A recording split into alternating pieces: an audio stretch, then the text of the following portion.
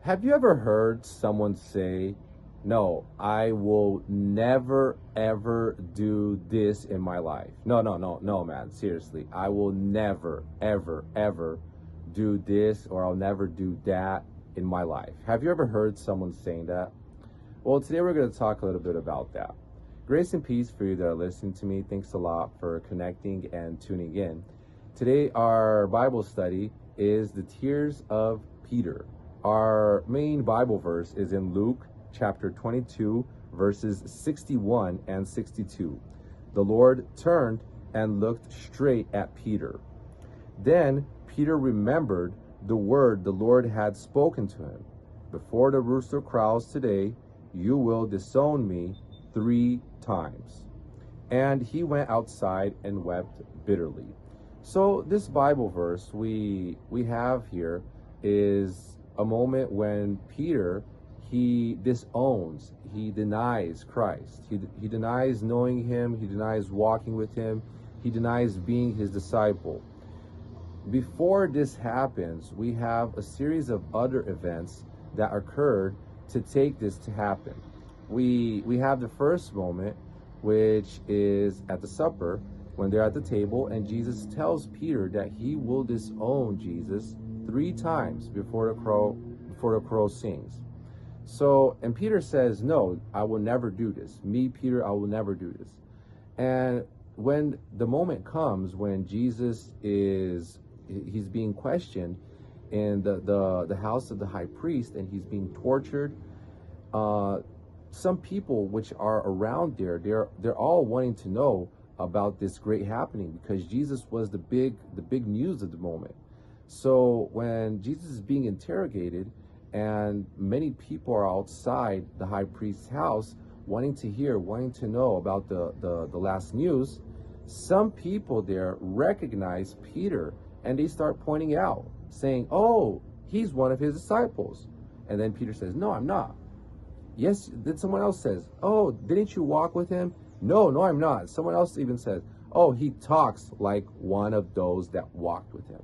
And he again denies Christ 3 times. And the third time that he denies Christ, the rooster comes out and he appears and seen. And in this same moment, the Bible tells us that Jesus and Peter, they look at each other, and Peter goes out of where he was and he weeps profoundly. So here, what do we learn is that we have the same Peter that first he boastfully and firmly affirms that he will never deny Christ. After we have this Peter, and the Bible verse that we're seeing right now is this Peter that is denying Christ, that is not someone that is certain of what he thinks about Christ. And then afterwards, we see the same Peter coming back and speaking before all the people of Israel in such a manner that they stay in awe. So what we can learn today of this Bible verse is that we as human beings, and we serving the Lord Jesus Christ, we are going to pass through phases. Not all of us are going to pass through all the same phases, but these phases may happen with most of us, with some of us.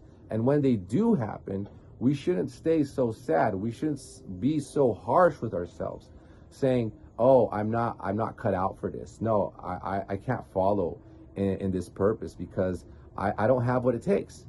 And then that's something where you get yourself completely wrong, because it's step by step. It's not a change that's going to happen from night to day. They are changes. They are things that happen in your life that are going to change night to day, but not all of them are going to change night to day. And some of them take a process. So you have to learn how to live that process so you can pass through it.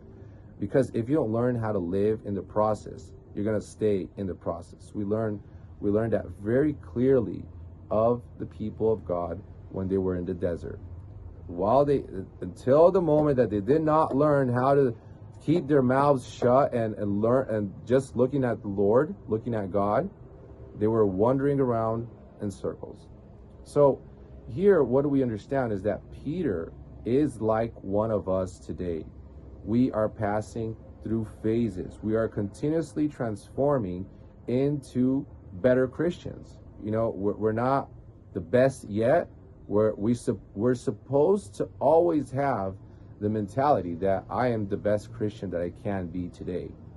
But we should always have the mentality that I'm still becoming the best Christian that I can. I hope this video has been a blessing for your life. Grace and peace.